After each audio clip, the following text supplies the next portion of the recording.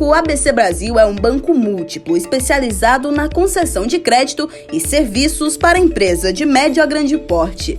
Ele opera com carteiras comercial, de investimentos, financeira, crédito imobiliário, câmbio e comercialização de energia. A principal linha de negócios do ABC Brasil é a intermediação financeira voltada para operações que envolvam análise de risco de crédito. As operações estruturadas, principalmente de mercado de capitais e fusões e aquisições para o financiamento corporativo, complementam esta atividade. O Banco ABC Brasil foi fundado em 1989. Em 2007, ele passou a ser listado na Bolsa de Valores. A instituição adota uma postura conservadora, com baixa propensão ao risco nos negócios de crédito e tesouraria. Ele é um dos únicos bancos brasileiros a ter controle internacional e autonomia local. Em 2020, o banco adquiriu uma comercializadora de energia e, em 2021, incluiu uma corretora de serviços no grupo econômico.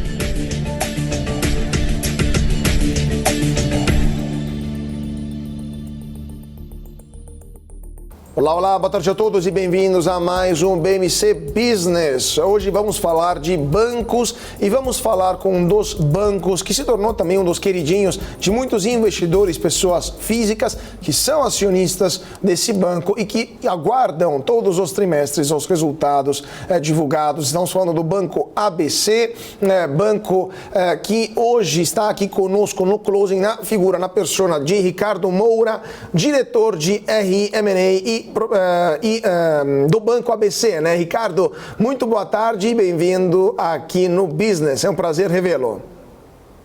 Boa tarde, prazer é meu, é um prazer estar de novo no BMC News.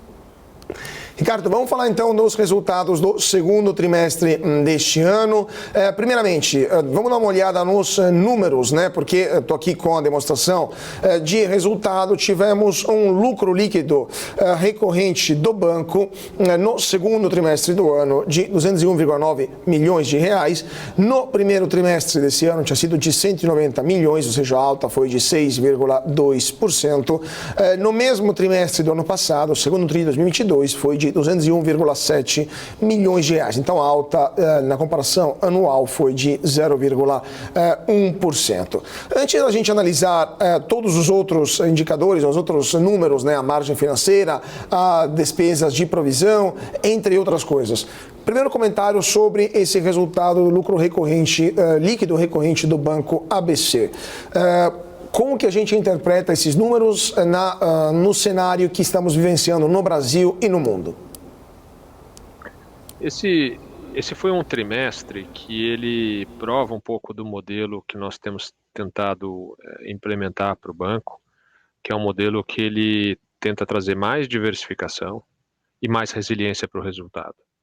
Então, nós tivemos um semestre, de uma forma geral, que teve um crescimento mais suave de crédito no sistema como um todo e para nós também. Um pouco disso vem pelas taxas de juros mais altas, então temos taxas reais mais altas, isso acaba impactando um pouco na demanda de crédito vindo das companhias, das empresas. E, em paralelo, nós tivemos um evento no mercado de crédito de uma grande varejista, que impactou também o mercado de renda fixa local. Então, o mercado de renda fixa local ele ficou um pouco disfuncional, principalmente no primeiro trimestre, mas ainda também aquém do seu potencial no segundo trimestre. E nós tivemos um impacto, primariamente, desses dois fatores vindo na parte da receita. Agora, mesmo com essa receita que veio aquém da expectativa, nós conseguimos trabalhar outras fontes de receita do banco e trabalhar na parte de despesas para fazer com que o resultado do banco fosse um resultado razoável dentro desse cenário macro. Então, nós tivemos um retorno sobre patrimônio próximo de 15%, tivemos uma estabilidade no resultado comparando o segundo TRI desse ano com o segundo TRI do ano passado, e conseguimos também continuar a desenvolver novas fontes de receita que o banco tem. Então, acho que, dentre um cenário mais desafiador, a gente conseguiu provar que o banco está num caminho para trazer mais resiliência para o resultado dentro desses ventos contra que a gente teve no primeiro e no segundo trimestre.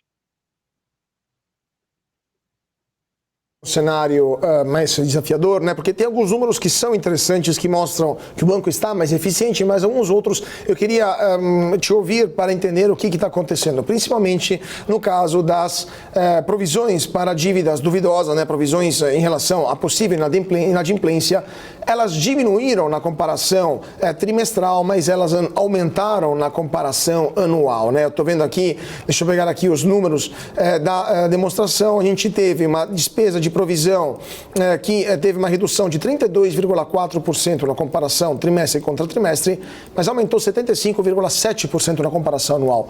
Vocês estão aguardando, Ricardo, mais inadimplência por aí ou é apenas uma cautela que o banco está tomando para evitar, vai que, né, um cenário mais adverso possa acontecer algo do tipo? É importante quando a gente olha a evolução da despesa de PDD, ou com o que alguns chamam de custo de crédito, se a gente olhar essa despesa ao longo do tempo, na média do ciclo de crédito, essa despesa tem ficado em algo entre 0,5 a 0,7 da nossa carteira expandida. Então, pegando a provisão de despesa ampliada, dividindo pela carteira expandida, 0,5 a 0,7. Essa é uma média ao longo do ciclo. Obviamente, em alguns momentos ela fica abaixo, como a gente teve ao longo de 2020, ali o final de 21 e grande parte de 2022, ela rodou ali entre 0,4 a 0,5, e aí quando você teve o efeito da varejista, que ela teve um efeito no quarto trimestre de 22 e no primeiro trimestre de 26, ali ela beirou os 1%, certo? Então, vamos dizer, um soft guidance, assim, ou um nível de cruzeiro desse custo de crédito deveria estar rodando ali a 0,5, 0,7, que foi exatamente o nível que a gente rodou agora no segundo trimestre, que foi de 0,6%. Então, eu diria para todos que esse deveria ser o nível, na média, que a gente esperaria olhando para frente. A gente não espera uma deterioração, pode até ser que tenha, de repente, alguma melhora no crédito, mas esse deveria ser o nível de cruzeiro, e esse foi um trimestre que nós não tivemos essa influência de um caso maior de crédito, como nós tivemos nos 2 trimestres anteriores. Pois é, né? Só para a gente terminar esse ponto, para dar alguns números para o nosso público, de fato, eu estava dando uma olhada aqui no primeiro trimestre deste ano, para o segundo trimestre, as operações com atraso acima de 90 dias aumentaram de forma importante, especialmente no setor C e B, né? No middle também tivemos uma alta, mas que é progressiva, vem de vários trimestres, mas tivemos um aumento considerável, especialmente do primeiro para o segundo trimestre. O que está acontecendo nesse aspecto, nesse segmento específico, e para onde estamos indo, e como você acha que a situação vai se normalizar, não apenas para o Banco ABC, claro, mas para todo o setor financeiro? Os juros muito altos por muito tempo estão criando um problema sistêmico ou é apenas um pico momentâneo e vai se normalizar logo mais? Especificamente sobre o aumento da inadimplência de 90 dias, e aqui agora a gente está falando de saldo de PDD, né? Antes a gente estava falando da despesa, então o que transita pelo demonstrativo de resultado, e agora a gente passa a falar sobre o estoque, sobre o saldo de PDD. E você está correto, quando a gente olha o saldo de PDD para o segmento CIB, que é o segmento de empresas maiores, segmento de empresas com faturamento anual acima de 4 bilhões de reais, a gente tem uma subida importante. Ele estava ali próximo de 0, ele vai para 2,7 no primeiro TRI de 23. Aqui, de novo, estamos falando daquele evento da varejista. Então, no nosso caso, nós tínhamos uma série de operações independentes que elas não entraram integralmente em atraso, e mais do que isso, grande parte delas ainda não entrou no atraso de 90 dias. Esse índice que você mencionou, ele é o índice que captura isso. Então, essa subida de 2,7, ela está diretamente relacionada a isso. Nós incluímos também nas nossas publicações o que seria esse número, excluindo esse caso isolado, e esse número ele é próximo de 0. Então, aí você pode ver exatamente qual é a causa e efeito.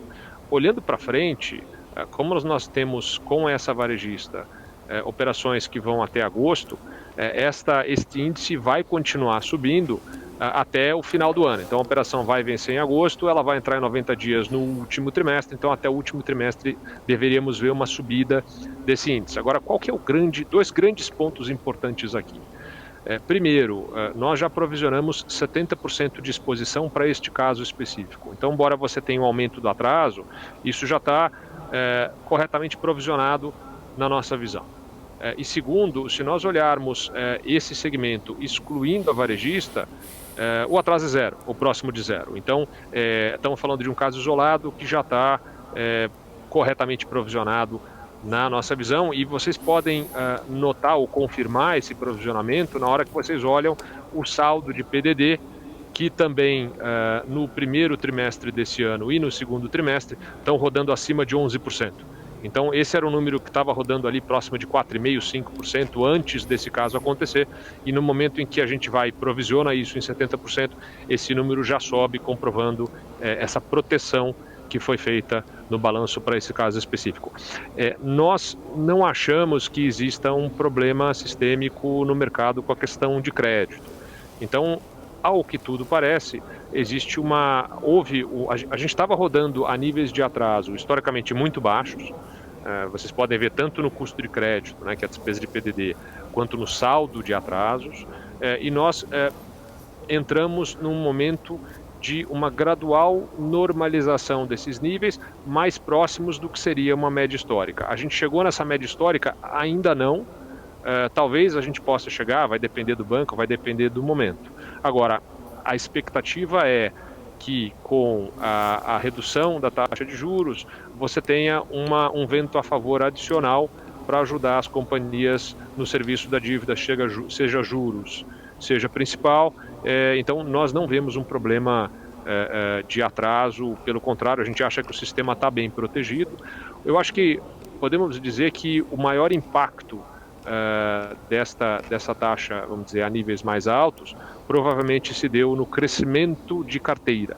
Então, quando a gente vê o crescimento do sistema para recursos corporativos e principalmente para recursos corporativos não direcionados ou recursos livres, você teve um crescimento historicamente menor do que nós tivemos em vários outros anos. Então, talvez esse tenha sido o maior impacto resultado do cenário macroeconômico.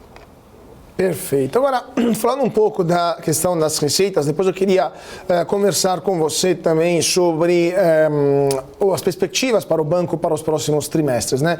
Falando um pouco das receitas de intermediação financeira e as despesas de intermediação financeira. Eu estava dando uma olhada aqui, vocês conseguiram reduzir muito as despesas de intermediação financeira em proporção, né, a receitas, ou seja, as receitas foram menores em comparação ao mesmo trimestre do ano passado, passamos de 2,5 bi para 925 milhões, mas as despesas em proporção diminuíram consideravelmente, de 2,137 bi para 521 milhões de reais.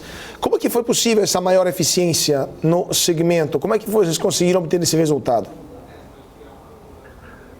O ano passado, o banco decidiu ali no final de 2021 e grande parte de 2022, o banco decidiu fazer um investimento mais forte para crescimento. Esse investimento foi feito na contratação de colaboradores, ele foi feito na criação da infraestrutura do banco, no desenvolvimento de sistemas, etc. Foi um investimento para os nossos padrões bastante forte, foi o maior ciclo de investimento já feito pelo banco. Hoje o banco está preparado para crescer, o banco vem crescendo a base de clientes num ritmo forte. Para te dar uma ideia, a gente acabou de ultrapassar a barreira de 4.500 empresas que são clientes ativos do banco. Tá certo? Isso dá para um crescimento anual em número de clientes próximo a 15%. Então, o banco está hoje com uma infraestrutura preparada para crescer. Isso foi feito com esse investimento todo, então o aumento de despesas de 22 contra 21, ele foi quase de 49%, então um aumento de despesas muito alto. Na hora que a gente entra em 2023, nós não precisamos colocar o mesmo aumento de despesas, porque muita coisa já está dentro de casa, a infraestrutura já está feita. Então, na hora que a gente compara o crescimento de despesas do primeiro TRI desse ano contra o mesmo período do ano passado, a gente já cresceu 20% na base anual. E na hora que a gente compara isso para o segundo trimestre, também na comparação anual, a gente cresce próximo de 12%. Então, a velocidade do aumento de despesas, ela está caindo de uma forma muito relevante e a gente espera capturar a alavancagem operacional na medida em que essa receita gerada por todos esses investimentos comecem a chegar no segundo semestre de 2023. Em linha com isso, nós reduzimos o guidance do crescimento de despesas para o ano. Ele estava originalmente de 15% a 20%. Nós, agora, no resultado do segundo trimestre, revisamos esse número para um crescimento anual, final de 23 contra final de 22, de 10% a 15%. Perfeito. Agora, falando um pouco do crescimento, justamente esse ponto, Felipe. Ricardo, a gente está aqui falando de crescimento possível do banco para os próximos trimestres. Quais são as diretrizes de crescimento que vocês estão olhando, Ricardo, e para onde o banco está indo? Vocês aumentaram a presença comercial em vários estados brasileiros. O foco vai continuar sendo o segmento middle ou vocês têm uma expectativa de aumentar o público-alvo do Banco ABC? Nós, historicamente, temos dois segmentos de clientes da onde o banco veio. Um segmento que nós chamamos do Corporate Investment Bank, que é o CIB. São as empresas com faturamento acima de 4 bilhões de faturamento anual. E também o segmento Corporate, que são empresas com faturamento entre 300 milhões ano e 4 bilhões ano. A partir de 2019, o banco amplia o universo de empresas que ele atende e passa a entrar no que chamamos do segmento middle, empresas com faturamento de 30 a 300 milhões de reais. Então a gente amplia esse universo de companhias que nós atendemos. Hoje esse público ele é mais ou menos 10%, 9% da nossa carteira de crédito. A ideia é continuar crescendo no middle como um percentual da carteira como um todo. Então o middle ganha relevância dentro da carteira. Não vai ser um processo rápido, vai ser um processo gradual, lento. Ele tem aí crescido 1 a 2 pontos percentuais ao ano. Então ele é um processo que ele vai devagarzinho, mas ele tem uma alavancagem importante na captura de margem dentro do balanço do banco. E essa estratégia do crescimento do middle, ela faz parte de uma estratégia de diversificação maior, que ela tem basicamente 3 pilares. O primeiro pilar é justamente a expansão da base de clientes do banco, onde o middle é uma pedra fundamental. Então hoje nós temos um pouco mais de 4.500 empresas. Para ter uma ideia, em 2019, 2020, o banco tinha menos clientes do que ele tem hoje no middle. Então ele praticamente quase dobrou a base de clientes dentro desse período.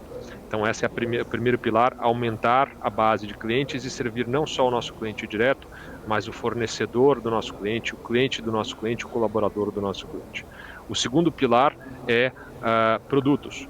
Então estamos numa indústria onde ter um portfólio de produtos mais amplo é uma vantagem competitiva. Então a gente vem paulatinamente colocando novos produtos dentro da grade e oferecendo esses produtos aos nossos clientes. Então, a corretora de seguros, a comercializadora de energia, mais recentemente a recuperadora de créditos e assim vai.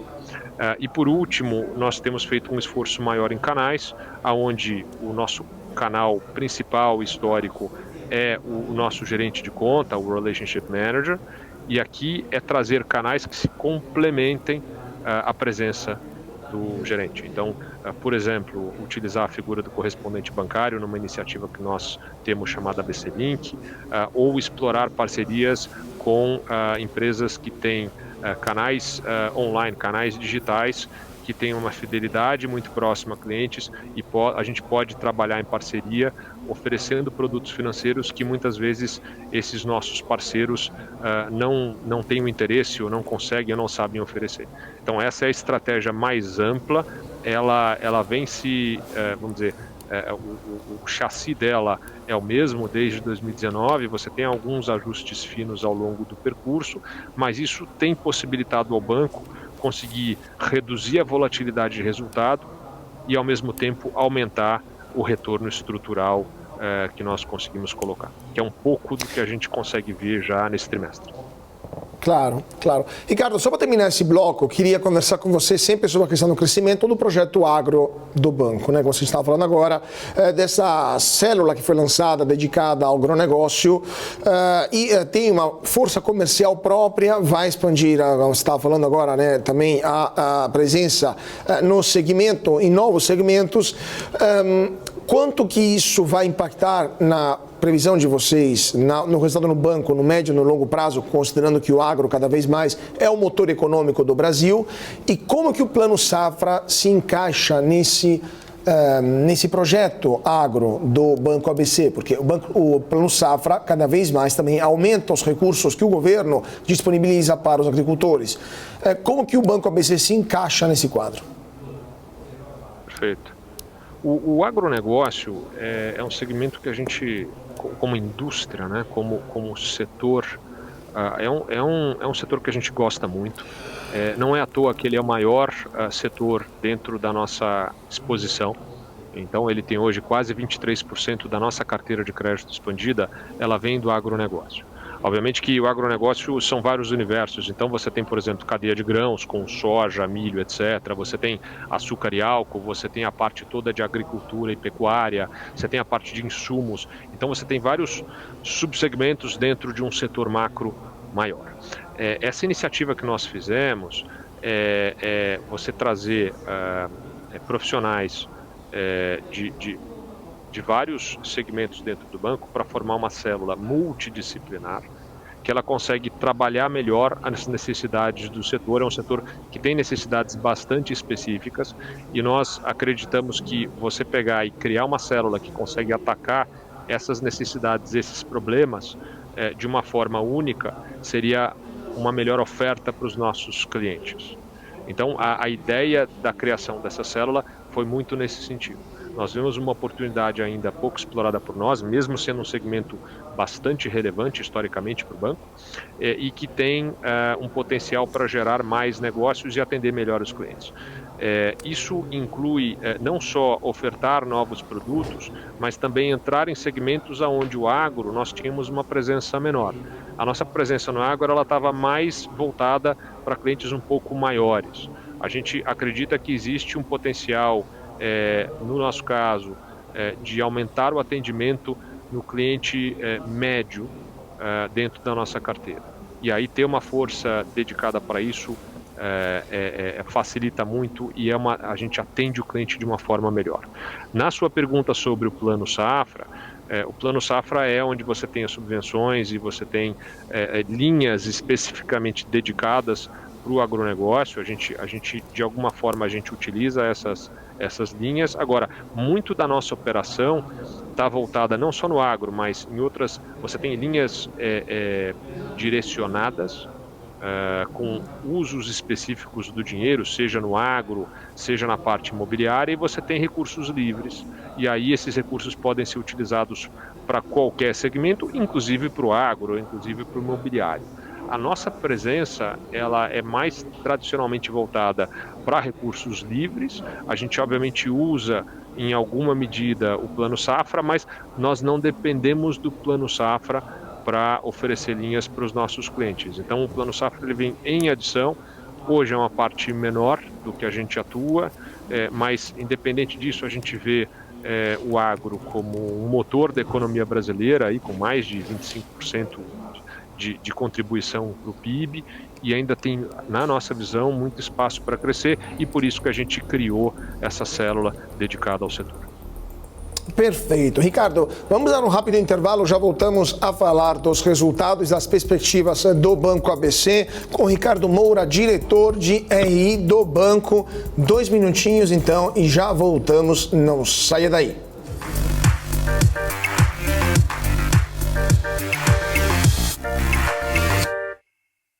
De volta para o nosso business aqui na BMC. Muito boa tarde para você que está se sintonizando agora. Estamos falando do Banco ABC e temos um convidado especial hoje aqui no business, que é o Ricardo Moura, diretor de RI do Banco ABC, com o qual estamos comentando os resultados do segundo trimestre do ano. Ricardo, falamos do Plano Safra, falamos das novas tendências, das novas direções, diretrizes de crescimento do banco, política comercial, captação de novos clientes. Eu queria falar um pouco do cenário com você e do impacto que esta alta dos juros, mesmo se agora em fase decrescente, mas lembramos que os juros brasileiros ainda estão em 13,25% ao ano, entre os maiores do mundo. Qual que é o impacto na sua avaliação sobre o mercado de crédito brasileiro, sobre os seus clientes também e a atividade econômica deles e sobre, em geral, a atividade econômica do Brasil como um todo, porque isso é um fator de surpresa. Juros muito altos por muito tempo, mas o PIB brasileiro continua crescendo. Então, o que esperar desses juros tão elevados por tanto tempo assim?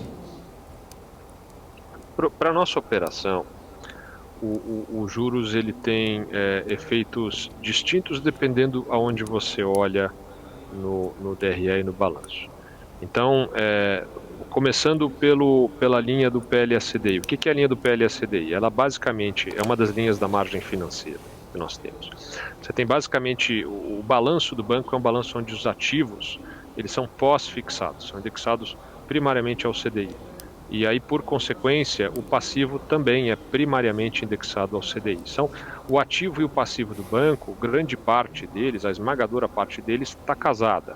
Então, aumentos, subidas ou quedas da taxa de juros acabam não influenciando nem no ativo nem no passivo. Onde está a influência? No PL/CDI, que é o patrimônio líquido do banco, que ele está investido em liquidez, em grande parte em títulos públicos. E aí sim você tem um impacto. Se a taxa de juros básica sobe, você vai ter uma maior remuneração desses títulos públicos, e o inverso é verdadeiro. Num ciclo de queda de taxa de juros, você tem uma menor contribuição dessa linha que a gente chama de PL remunerado ao CDI. Agora, tem um outro efeito da taxa de juros, que é o seguinte: na medida em que essa taxa aumenta, o serviço de dívida, que é o quanto as empresas pagam de principal e juros, fica mais caro. Então a capacidade de pagamento das empresas diminui. E isso tem dois efeitos.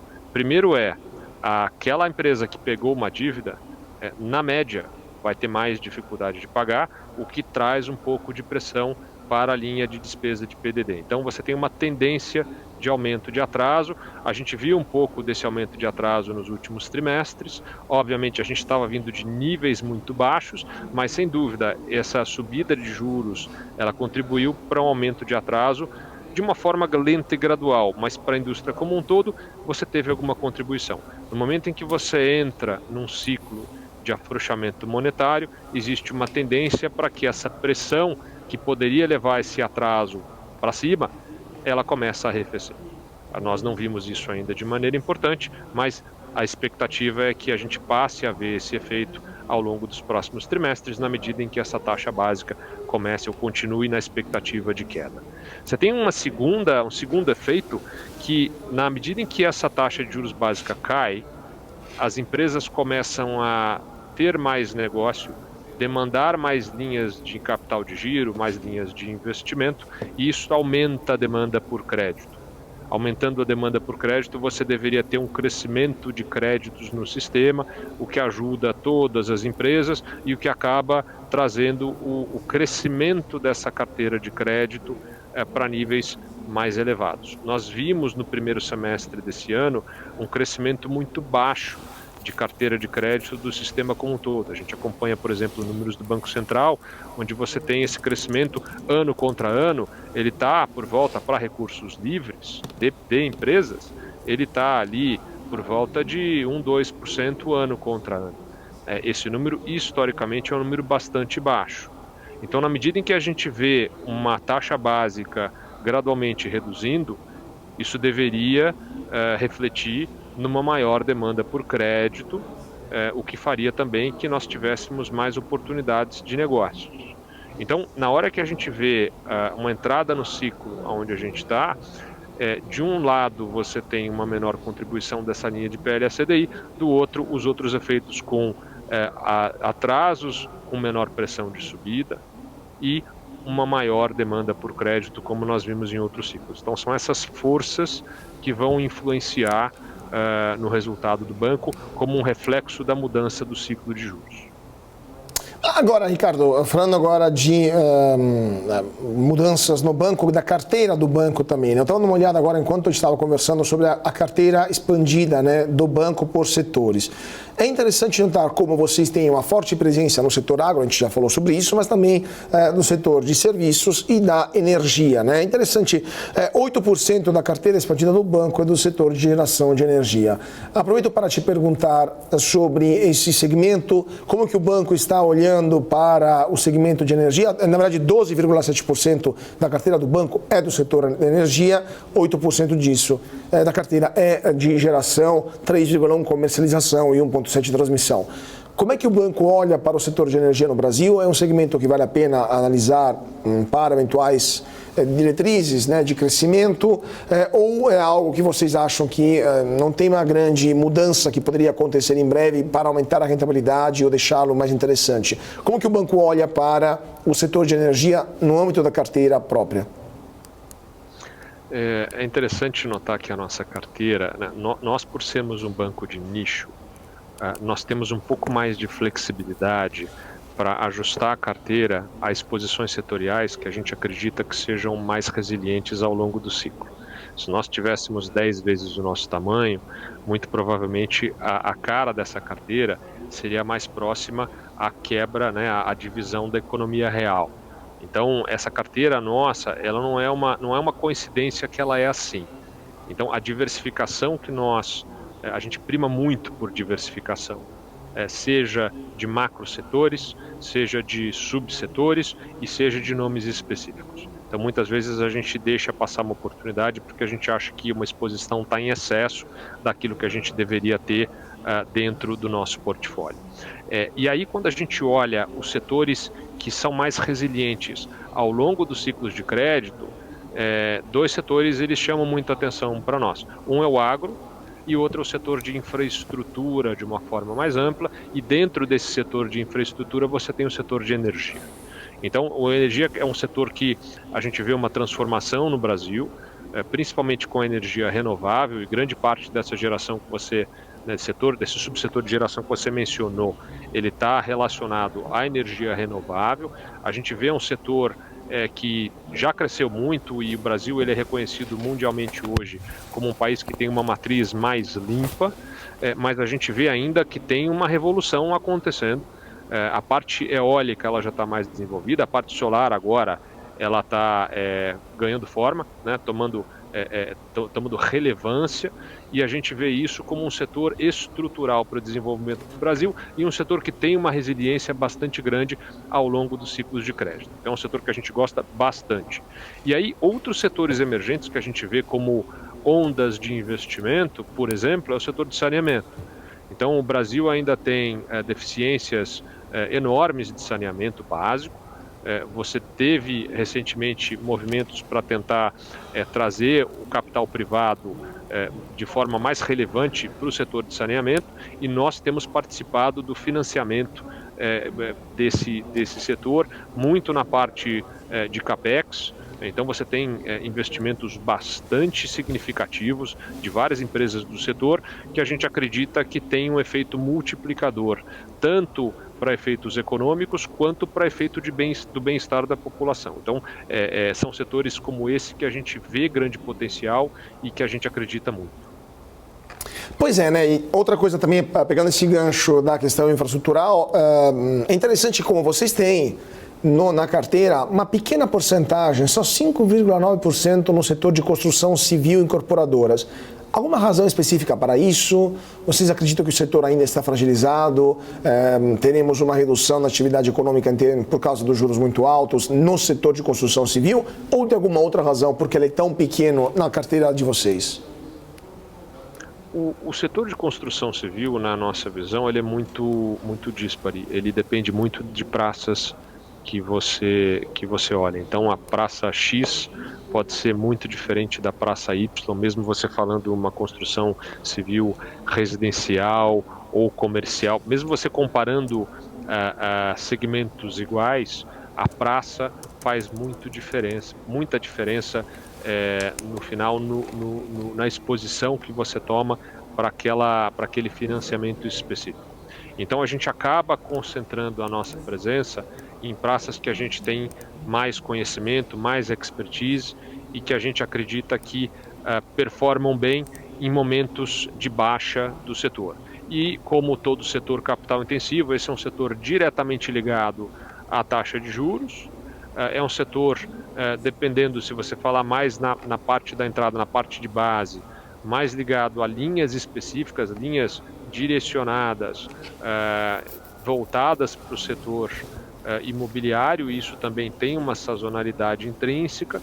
Então, como a gente tem uma expertise que a gente acredita que ela é melhor em algumas praças do que outras, a gente acaba tendo uma presença um pouco menor no setor e aí do que outras instituições financeiras, por exemplo. Mas é muito por essa questão de cada praça tem uma dinâmica específica, é o que o pessoal chama, né? Location, location, location. Então cada lugar é totalmente diferente do outro, mesmo você estando falando, estou fazendo aqui um imobiliário residencial ou é um comercial, etc., mas a praça faz toda a diferença. Perfeito. Agora eu queria terminar o nosso papo falando um pouco das ações na Bolsa, né? Porque vocês têm ações que são listadas, se não me engano, desde 2008, né? Que foi feito em 2010, não me lembro mais se era 2008 ou 2010, o IPO do Banco ABC. 2007. Hoje as ações estão listadas em R$ 18,62, mais ou menos. Quem comprou ações desde o começo do ano está ganhando 1,31% nesse momento, mas as ações estão andando um pouco de lado desde mais ou menos 2020, tem uma forte alta no final de 22, mas agora estão no mesmo patamar de 2020. O que vocês estão achando? Como é que vocês interpretam o andamento do papel no mercado? Tem alguma razão específica porque os investidores não estão entendendo o valor que o Banco ABC está entregando, não apenas em termos de resultados, mas também bonificações, dividendos, etc.? O nosso papel hoje, como você colocou, ele está por volta de R$ 18,60. Isso é equivalente mais ou menos a 0,75, quase 0,80 o valor patrimonial, certo? E isso dá, numa relação de preço-lucro, olhando para o lucro estimado no final de 2023, algo aí por volta de 4,6 a 5 vezes o preço-lucro para o final do ano. O que a gente acredita e o que a gente trabalha é para aumentar o retorno estrutural do banco. Então, nós antes da pandemia tínhamos um retorno sobre patrimônio mais voltado ali, mais na faixa de 12% a 13%. Se nós pegarmos trimestres do ano passado, onde a gente estava rodando mais próximo do potencial, a gente teve trimestre que chegou a 17,5%, 16% alto, etc. Esse trimestre agora do segundo TRI de 23, nós atingimos 15%, impactados por um crescimento mais fraco de carteira, pelas razões que a gente mencionou aqui, e também por uma linha de banco de investimento aquém do potencial dela, que também foi mencionado. Então, o que a gente trabalha é para trazer esse retorno deste trimestre que passou e conseguir colocar retornos acima disso.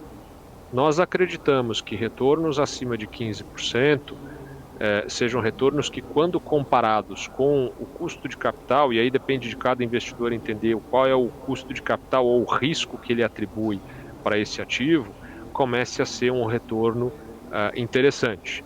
E aí a gente trabalha, acorda cedo, dorme tarde todo dia, para trazer esse retorno para um nível sustentado acima do que nós entregamos neste trimestre, e a gente acredita que fazendo isso, ao longo do tempo, o mercado vai entender o valor intrínseco do papel. Então, te colocando de outra forma, a gente acha que esse trimestre não foi um trimestre ruim de resultado, dado esse cenário macro, que teve alguns ventos a favor. A gente trabalha para tentar atingir resultados acima disso, para trazer uma diversificação que dê resiliência ao negócio e que faça com que esse resultado oscile menos ao longo dos trimestres, e a gente acha que o resultado disso, ele ao longo do tempo, ele deveria ser capturado pelo mercado. Perfeito. E agora, terminando o nosso papo com a visão do principal acionista do Banco ABC, acionista estrangeiro, qual que é a visão dele sobre o mercado brasileiro de crédito, mas o Brasil como um todo? Tivemos visitas de várias delegações de países árabes recentemente aqui no Brasil, o controlador também do Banco ABC é árabe também. Qual que é a percepção que eles têm em relação ao mercado brasileiro? É uma oportunidade ou ainda é um mercado arriscado, um mercado especulativo, assim como as agências de classificação de risco indicam o Brasil? O Banco ABC Brasil, ele é controlado pelo Bank ABC, um banco baseado no Bahrein. Então, o Banco ABC Brasil ele tem um pouco mais aí de 65% do capital do Banco ABC Brasil. Esta base acionária está no Banco ABC há mais de 30 anos. Então, o que a gente brinca é que ele já mostrou que é um investidor de longo prazo. E vamos combinar que durante esses 30 anos o Brasil passou por uma série de volatilidades e solavancos aí de mais toda a ordem. Então, eu acho que ele vê o Banco ABC Brasil como uma parte importante do grupo, um banco que ao longo de vários ciclos e de várias crises se mostrou resiliente e rentável, e ele tem suportado a operação brasileira na recapitalização de proventos. Então, de tempos em tempos, nós anunciamos a distribuição do juros sobre capital próprio e o controlador ele recebe esse recurso e ele recapitaliza esse recurso no banco para aumentar a base de capital regulatório e dar sustentabilidade para o banco continuar o crescimento aqui. Então acho que por essas ações aí, acho que já demonstra que ele continua suportando o crescimento da operação brasileira. Perfeito. E Ricardo, a pergunta que eu sempre deixo para o finalzinho, porque é aquela que mais interessa ao nosso público, são os proventos que o Banco ABC Brasil tem a intenção de distribuir para os seus acionistas no futuro próximo. Inclusive, aproveito para te perguntar, o Banco ABC Brasil, se não me engano, ele é um dos bancos que mais distribuíram juros sobre o capital próprio no passado, né? Me fala se eu estou enganado, um dos 7 ou 8 bancos brasileiros que mais distribuíram no passado juros sobre capital próprio. A pergunta é, quanto que vocês estão aguardando, estão esperando distribuir nos próximos trimestres e, caso venha a ocorrer uma reforma que elimine a figura jurídica do juros sobre capital próprio, como o Banco ABC pretende resolver esse dilema e como que ele vai se comportar para beneficiar os seus acionistas? Nossa política de dividendo, ela é baseada, atual, ela é baseada no que a legislação do JCP permite, que é basicamente a gente utiliza a conta, como é que ela é feita? É o nosso patrimônio líquido, onde é aplicada a TJLP. Então, deste valor, na hora que você compara isso com o nosso lucro líquido, ele mais ou menos ali, ao longo dos trimestres, ele distribui, o banco distribui por volta de 40% do lucro dos períodos, certo? Então, o que o pessoal chama do dividend payout, ele é próximo de 40%. Então, do lucro que o banco gera, uma parte, 40% mais ou menos, é distribuído para os acionistas, e dos 60% que ficam, uma parte é utilizada para desenvolver e crescer atividades que o banco já faz, e uma parte também é desenvolvida ou é direcionada para desenvolver novas atividades. Então, na hora que a gente fala que a gente criou uma corretora de seguros, que a gente criou uma comercializadora de energia, que a gente cresceu a base de colaboradores, isso tudo utiliza essa retenção de lucros que é feita ao longo do tempo. Agora, numa eventual mudança dessa legislação, a gente vai ter que se adequar, obviamente, mas a ideia de devolver uma parte da geração de lucros que o banco tem aos acionistas, essa ideia permanece. Então, a gente vai ter que ver exatamente qual vai ser a nova legislação, caso ela venha, e vai ter que se adaptar. Agora, eu acho que o ponto é o princípio em que nós teremos um pedaço da geração de resultados distribuídos de volta aos acionistas, um outro pedaço retido para desenvolver atividades que nós já fazemos, o mais do mesmo, só que crescendo, e um terceiro pedaço sendo direcionado para desenvolver novas atividades, para fazer com que o banco seja mais diversificado, esse espírito continua. Perfeito. Então, vamos ver o que vai acontecer e qual será a legislação que o governo, melhor, o Congresso, né, vai aprovar em relação aos juros sobre o capital próprio. Ricardo, muito obrigado, como sempre. Eu teria muitas outras perguntas aqui para te fazer, mas nosso tempo, infelizmente, acabou. Com certeza voltaremos a conversar sobre os resultados do Banco ABC em uma próxima ocasião e no próximo trimestre. Quanto isso, Ricardo Moura, diretor de aí do Banco ABC, muito obrigado por sua participação aqui no BMC Business. Mais uma vez, obrigado pela oportunidade. É sempre um prazer estar aqui com vocês. Prazer todo nosso e um prazer também ter vocês, nosso público, seguindo a gente aqui na BMC. Fique agora com a programação aqui em nossa rede e nos vemos na próxima semana por mais um BMC Business. Mais uma vez, muito obrigado a todos pela atenção, uma ótima tarde e até mais.